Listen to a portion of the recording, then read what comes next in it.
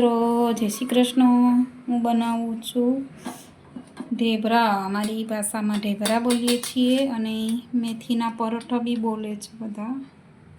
હવે નાખશું મસાલા। પહેલાં મસાલા નાખી દઉં, એના પછી તેલ નાખું। સૂકું મરચું,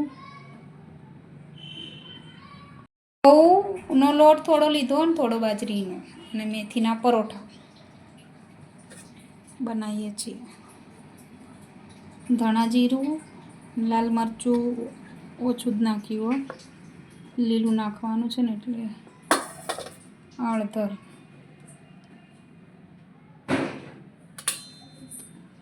હવે મીઠું નાખશું। મીઠું મને ચમચીથી ખબર નહીં પડતી એટલે હાથથી જ નાખવું।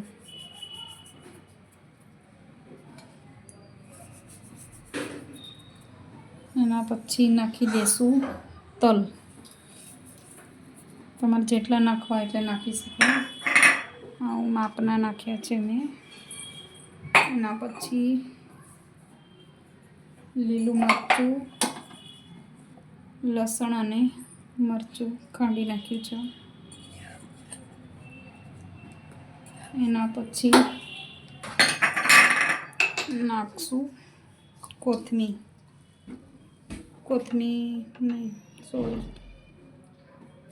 મેથી નાખી દઈશું।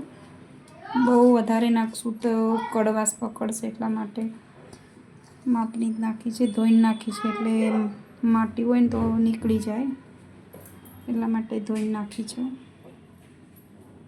કડવા માટે 2 ચમચી દહીં નાખશું।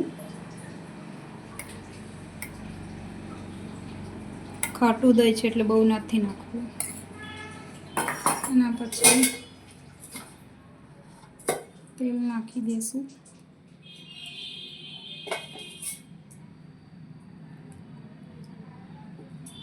તેલ નાખ્યા પછી લોટ બાંધી દઈશું।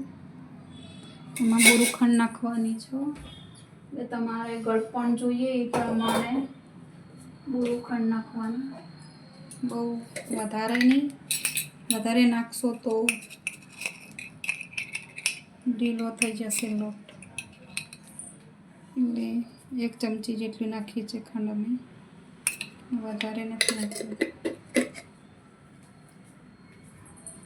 લોટ બાંધવાનો, બહુ ઢીલોય નહીં ને બહુ કાઠોય નહીં, આવો લોટ બાંધવાનો। હવે વણી લઈશું પરોઠા। બનાવશું થોડો ચોટે ને એટલા માટે લોટ થોડો લગાવશું। એના પછી વણી લઈશું।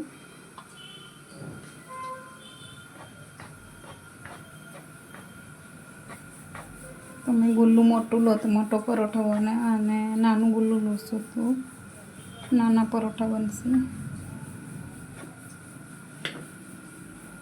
મેં મીડિયમ લીધું હતું, બહુ મોટું ને નાનું નહીં। મૂકી દીધો છે તવીમાં। હવે એક બાજુ ચડી ગયો છે,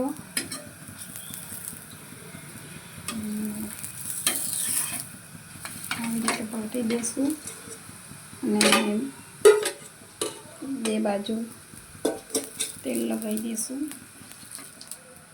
તેલ બહુ મીડિયમ જ દઈએ છે, વધારે નથી લેતું। એક બાજુ સરસ ચડી ગયો છે, જેને કડક ભાવે કડક કરવાનો। એક બાજુ સરસ ચડી ગયો છે, એક બાજુ ચડવાનો બાકી છે।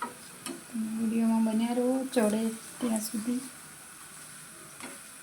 હવે ઉતારી લઈશું અને પછી ચાલુ કરશું દહીં અને પરોઠા। થઈ ગયા છે, હવે જમવા બેસશું મિત્રો। તમારે બધાને જમવું હોય તો ચલો મિત્રો, અહીંયા વિડીયો પૂરો થાય છે મિત્રો। વિડીયો ગમે તો લાઈક, શેર અને સબસ્ક્રાઈબ કરજો મિત્રો। બાય।